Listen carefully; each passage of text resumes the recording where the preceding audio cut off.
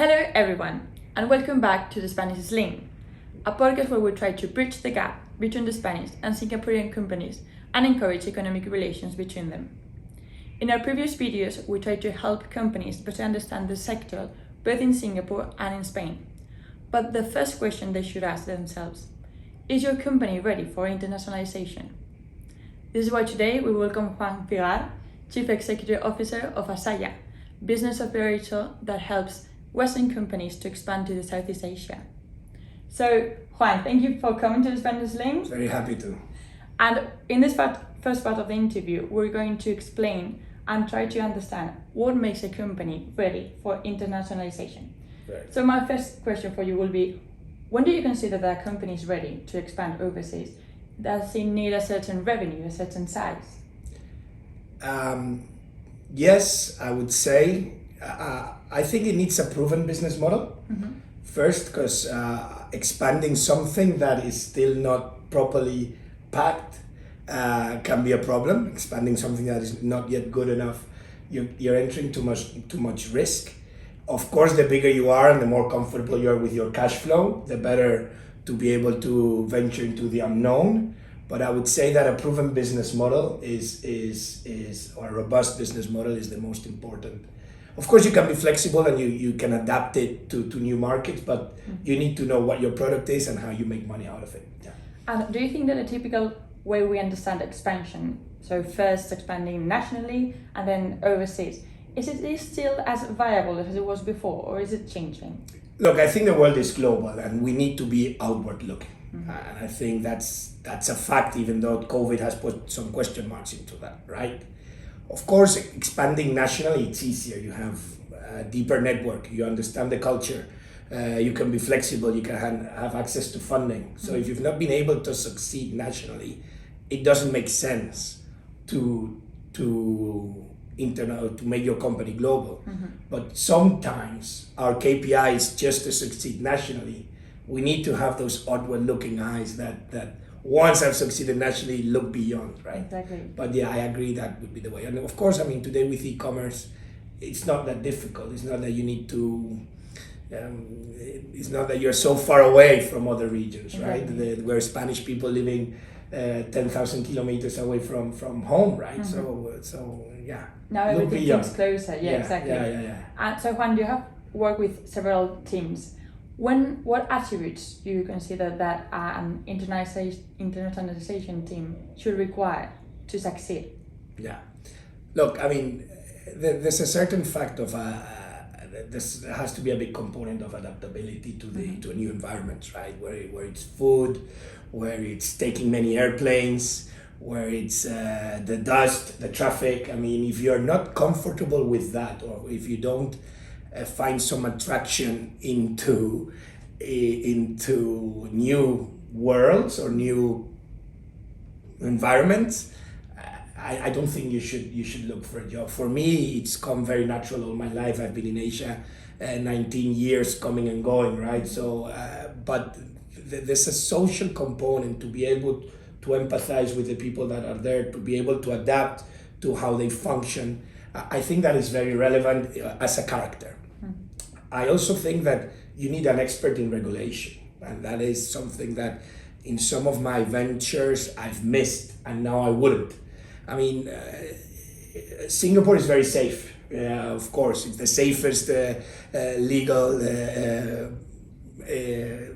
market in the world, right? But others are not, and you need to give proper advice to be able to operate businesses there. You need to know how the regulation functions, what taxation, what challenges are you going to face, how it's easy to bring money out. Sometimes we take that for granted with some legal advice, and it's a mistake. So I think flexible people that adapt to the environment, that empathize with others, that rejoice in new things, and a good safety legal person that gives you proper advice. Exactly. So the perfect combination of soft skills and the knowledge. Yeah. to stack to. But I think knowledge will come back. I mean, you need to do proper market research and understand if you have a product fit in terms of pricing, competition, and all that. Yeah, of course. I mean that is a given. But if you don't have an open mind in terms of soft skills, it's very hard to develop businesses in regions that you're not familiar with. Yeah, totally. But also, what my challenge, I mean, look, the first time I went to business in Malaysia, it took me a year and a half to get started because I was finding all kinds of problems that I hadn't foreseen, right?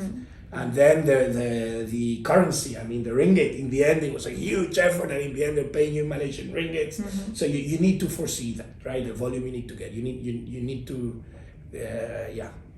And Juan, you have this certain character that helps you to be more driven and to be brave. But what advice would you give companies that they are afraid maybe to venture into the unknown and expand overseas? Look,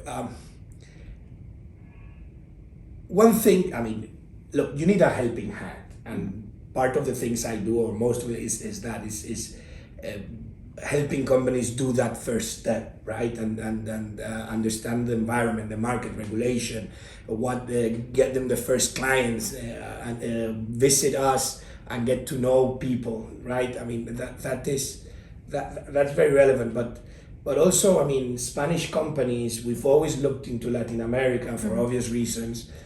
But here is the region. I mean, I think later you were talking about the region, right? Yeah. But it frustrates me so much when I see that Italian olive oil is 50% more expensive than Spanish olive oil. It's something that every time I see it in the supermarket, I want to kill someone, right? Because, I mean, the olive oil is ours. No, I've seen that the French or the Italian, even the Germans, the Dutch have been more adventurous than I think Spanish companies, of course, in the last 20, 30 years.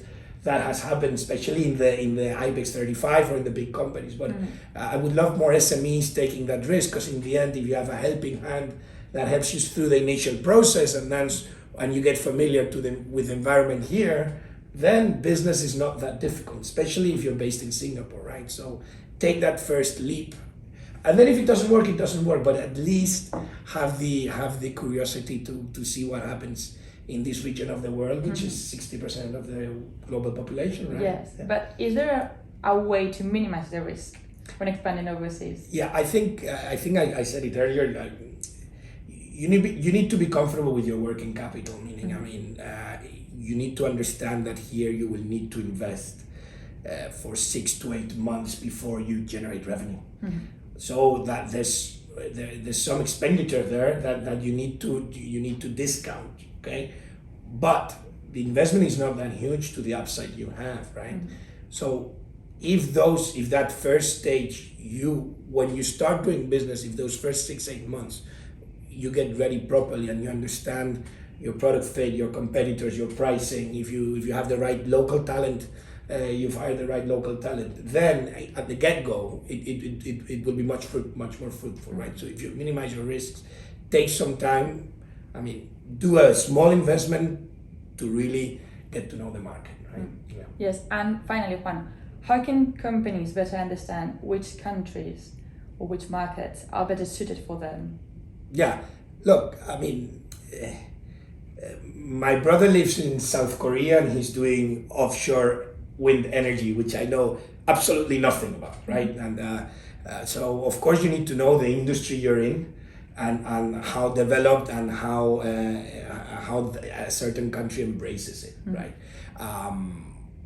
Market fit, product fit, competition, pricing. I think those are the key. You know, not market size or potential market size. One thing in Southeast Asia, for example, is that the middle class now, it's 240 million middle class in Southeast Asia, but or 150 now, and it will be 250 million in 6 to 7 years time. So the market size today in Southeast Asia, the young population, and we'll talk about that, but the market size is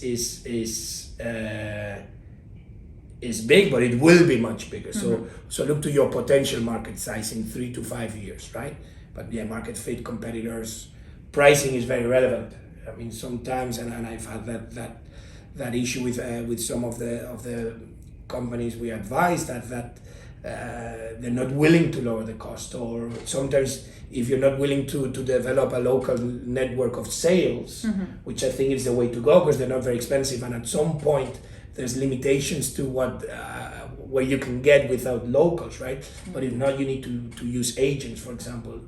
Commissions of agents are a bit high here, so you need to know that. You need to know those things, right? So yeah. Yes, so thank you so much, Juan, because I think now companies are ready not just to take a leap of faith, but to really understand if they're prepared to expand overseas. Thank you so much. Thank you very much. Thank you very much, Clara. Very good.